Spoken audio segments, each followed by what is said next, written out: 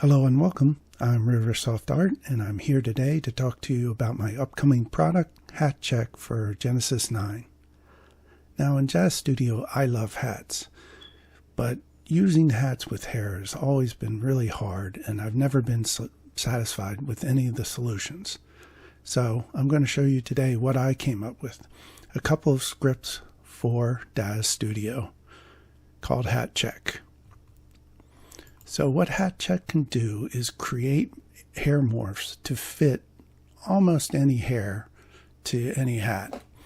And it basically takes, you select the vertices that you want from the hair, and then they are pulled to the head, to the closest vertice on the head, and that makes it hide under the hair. And these scripts are great because they will, remember your settings for each hat, so you can quickly change hair and, create new morphs. And these morphs can be saved with the scene or saved in the saved as a morph, which, by the way, are merchant resources. So if you sell hair, you can use Hat Check to make some morphs for your hats. And it works for deforce as well, deforce hair. Though I wouldn't recommend doing a simulation after the deforce, after Hat Check. You should do that before. So let's get started. Okay, in this scene, I have a Genesis 9. It has no morphs on it. You can have morphs on it, and Hat Check will automatically remove the morphs, reset the figure to its default pose and everything else. But it's faster, obviously, to just start from a default Genesis 9. And here I have a simple hair, I forget what it's called right now, and some different hats. So the way it works, let's zoom in, is you can see how this hair just doesn't fit. And you can go and you could select your hair and try and find some morphs that will help you and everything else. But with Hat Check, you can just select the hair, select the hat, which is this one here, and then start Hat Check. Oh, I should mention, when you install Hat Check, you'll see two scripts for using Hat Check. One for what I'm going to show you now. Another, if you select vertices on the hair using the geometry tool, it will then move those vertices to the head. And there's one for installing Hat Check under your favorites menu, and another icon for bringing up the menu. So I'm going to show you this one first. I selected the hair, then I selected the hat, and then I start Hat Check. And what it does is it allows you to specify a volume, whether a cube, an ellipsoid, or a cylinder, and everything in that volume, all the vertices of the hair that are in that volume, wherever it is, will be pulled to the closest part of the head or the neck. And you can resize the volume, you could rotate the volumes, you could move them wherever you want, and whatever hair it is will be pulled. So in this case, these vertices would not be pulled because they are outside the volume. Let's reset that, and we'll go back to cube. I should mention some of the options. Well, first of all, you can play with the opacity if it helps you see what hair you want. You could even turn off the hair, or make it transparent so you could see better, as well as the hat. There's a feather option, which I'll discuss. Well, I guess I can discuss now. So this script will create two morphs, one for all of the vertices in the volume, the effects volume. Those will be on one morph. And then within a set distance, there will be what I call a feather morph that gradiates the the pull towards the head. So if it's closer to the volume, it will be pulled almost all the way to the head. As it gets farther away, which says 2 centimeters, it almost is no pull. And then after that, nothing is done. So this helps with the transition.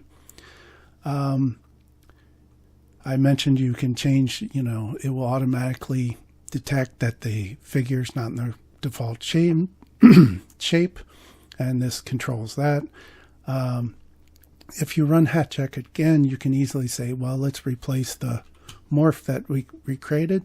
Let's add to it. So if I have a very, complicated hat that moves down here, you could do this volume and then move and do another volume and use append to it. Or you could create a new one. So you could have multiple morphs that you would have.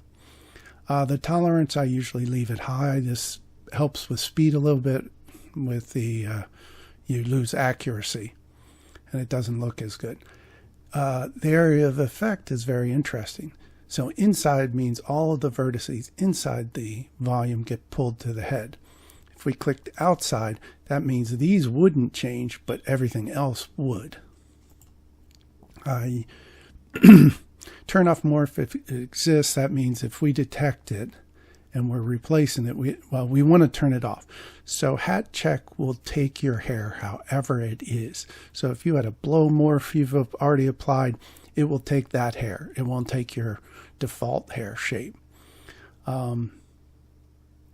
But for the hat check morph, you can say, oh, well, let me turn off the one that's already there and then, replace it. And you can say save morphs, which would at the end save it as, a DSF file. Or if you don't, it's just in the scene file and will be saved with the scene. So let's show it. All right, right now we got this volume here. The width isn't great. I've set up the link so X and Z actually change together. Let's make it bigger. We don't need it to be scaled at quite that high. Let's change the opacity. Yep, it's looking like everything is in there. Now we need to move it down. So let's move it down. Till it's about right. I'm not going to get it perfect, but this looks pretty good. Looks lined up. That it will get the morph for the hat and pull all. Pull all that hair. So once you do it, you hit select, and then it creates the morph. This can take a long time. I deliberately chose a hair that has less vertices, so it's faster. The more hair vertices you have, the slower it is, but the better the morph. Because, and you'll see this later, is that sometimes there's, vertices that are not in the volume, but they really, should be pulled in, and it just doesn't work out. You'll see later. So it's done. And as you can see, it did a really good job very quickly. And on the hair, you now have 2 morphs. That feather morph, so if you notice, the hair kind of slopes in. If we turn that off, it doesn't slope in. It's not quite as natural. And then the hat morph itself. Let me hide the hat so you can see. So here's the hair. Let me turn this one off. And then by dialing it in, it pulls it into the head.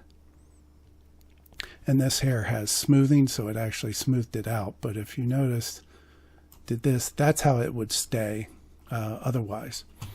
One of the features I didn't mention, so let's turn these off and run this again. All right, I selected the hair, selected the hat. Let's show the hat, that's always helpful. Is you can select the fuzziness. Now, when I selected accept, it remembered for this hat what the volume was and all its settings so that you can easily bring it back up. Now, the fuzziness parameter says how far in millimeters from the head should I move these vertices? And you could do negative, so it actually pulls it inside the head. 0 is it puts it exactly on the closest vertice of the head. Or you could do it a little bit above and create a little fuzz. This looks a little bit more natural if you don't have the hair on, a hat on. Really, this is useful for D-force. I say you shouldn't simulate. You could, if you kept it at 0, it will definitely explode because the hair is on the head, exactly on the head. So you could pull it out a little bit and do it again. So if we select it again, I set up so it's replace, so it's replacing the morphs we already had. And we get to wait a little bit.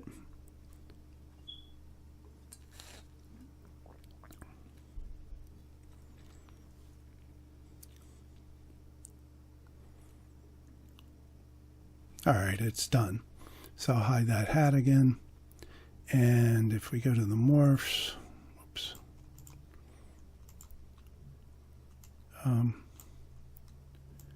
It would be just slightly above. It's a little bit, if you notice, there was a little bit better. Let me turn off their smoothing.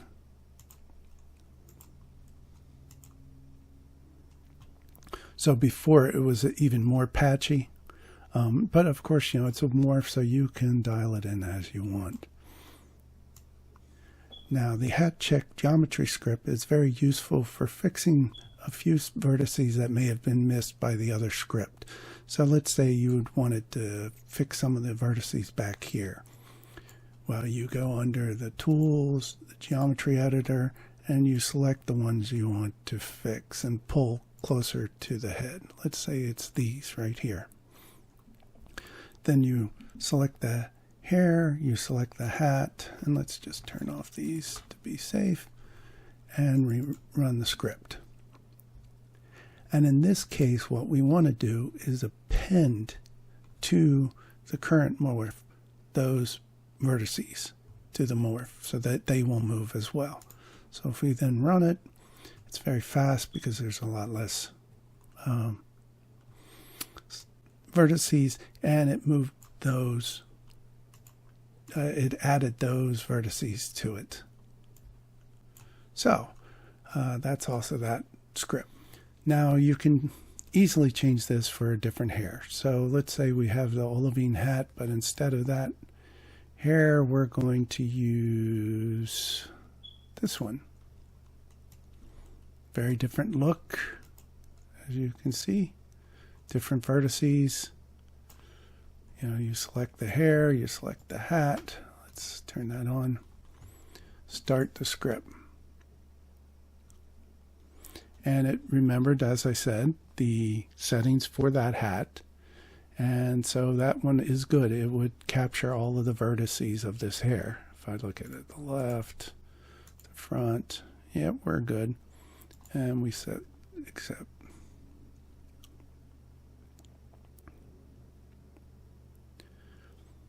And you know, you can change from the cube to the cylinder to the sphere, whatever is the best shape that works for that hat and hair. Generally the hat.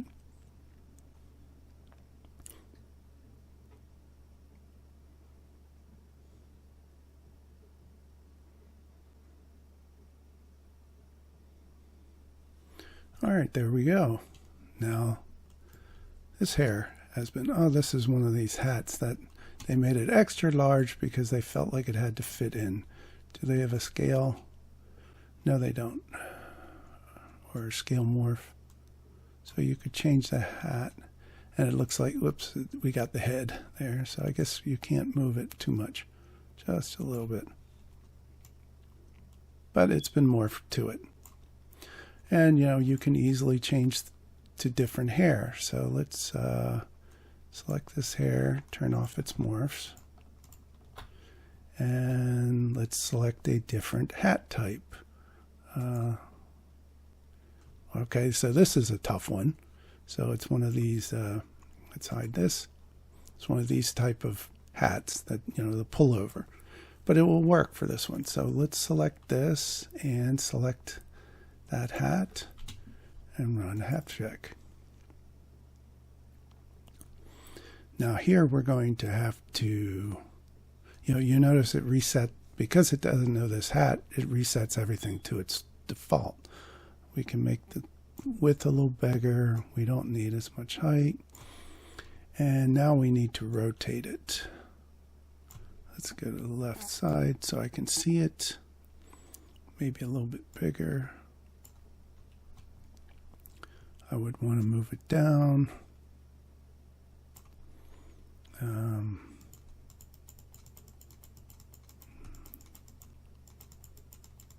Let's move it up. Oops, I missed the key. All of these controls, if you do the Alt and click on them, they reset to 0, just for your information. So at this point, I think this one looks about right. Oops, no, it's not tall enough. There we go. And let's turn off its so we can truly see it, work with the opacity. Yeah, that looks about right. Good enough for government work. And we click OK. And it's going to create the morphs for this. All of the morphs are named, they're put on the hair and named with an RS and then basically the hat unique name. And you have that regular one and then the feather one. I'm going to speed this up so it completes a little bit quicker.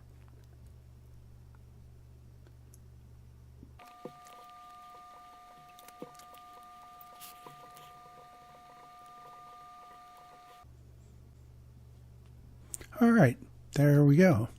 And as you see, it did a pretty good job. It didn't, if we hide the hat, some of these are not pulled in properly. I guess there's a little bit, it's going to the ear. So there's some vertices that were pulled to the ear and others that were pulled to the head, and so there's that little bit there. But you could correct that. You could try either with the morphs itself, pulling it in more, turning off its limits, and that sometimes can help. And we're pretty good except for there. We may need a little bit more feathering. Turn off its limits.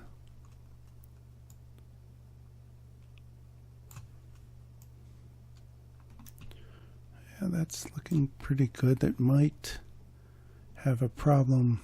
Let's show it.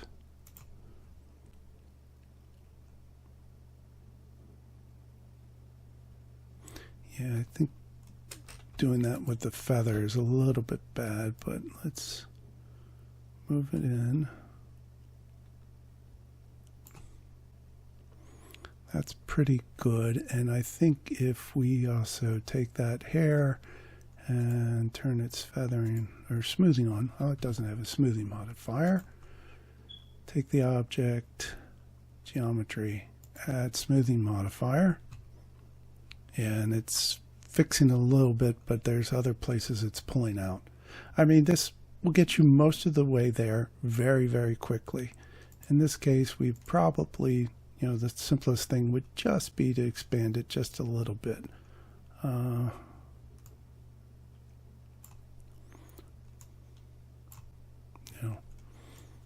But compared to the pain I usually do, I don't like that. So for me, I would probably go through and I would just do a quick select and hide this little bit of geometry.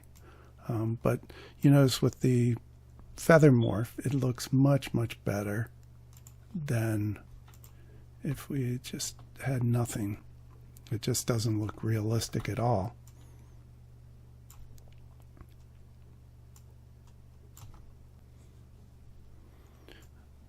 So that's the basics of hat check. I hope you enjoyed this video. Thank you very much and have a great day.